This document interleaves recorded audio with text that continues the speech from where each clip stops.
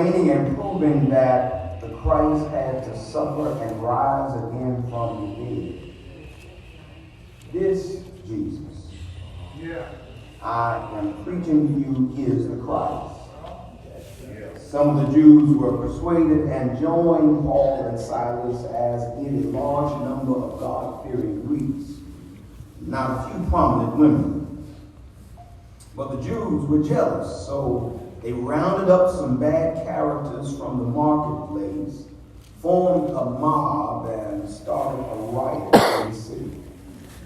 They rushed to Jason's house in search of Paul and Silas in order to bring them out into the crowd.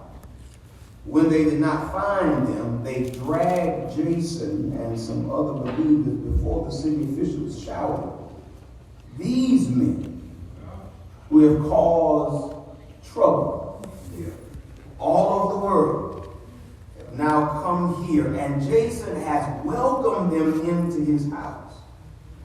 They all defying Caesar's decrees, saying, there is another king, one called Jesus."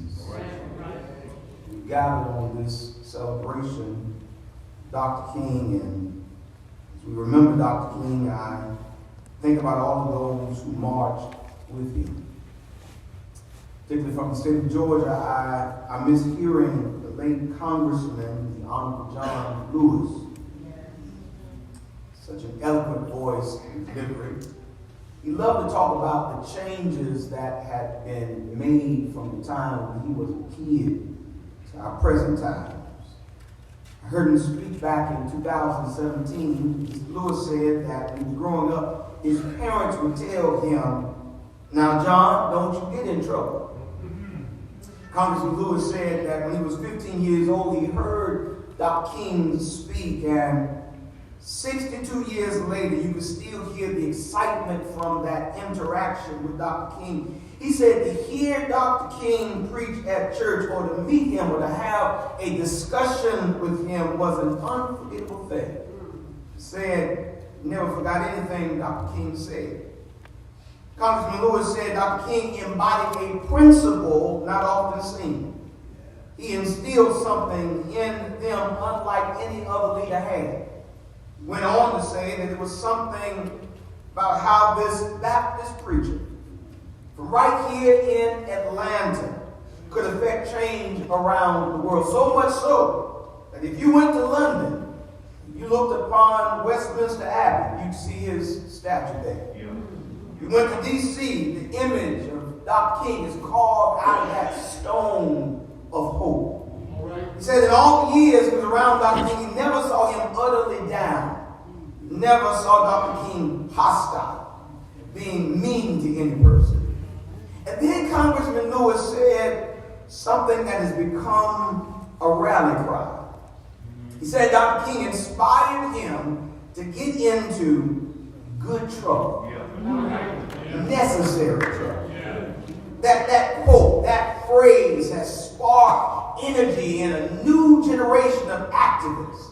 Good trouble is the summary of directions and description for what needs to happen right here and right now in order to make America's loveliest rhetoric finally become its living reality.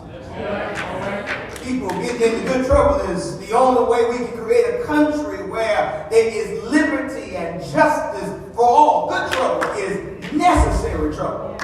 It's what Dr. King so methodically recalled and wrote about in that letter to those confused white ministers. Dr. King sat in that Birmingham jail for 8 days and wrote the most eloquent manifesto for good trouble that has ever been written. Dr. King said, "We know through painful experience that freedom is never voluntary, not given by the oppressor. It must be demanded by the oppressed." He said the ultimate tragedy is not the oppression and cruelty of the bad people, but it's the silence over that of the good people.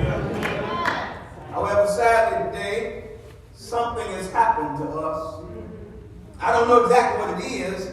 Maybe it is that we got drunk sitting at the token seat of the table of privilege.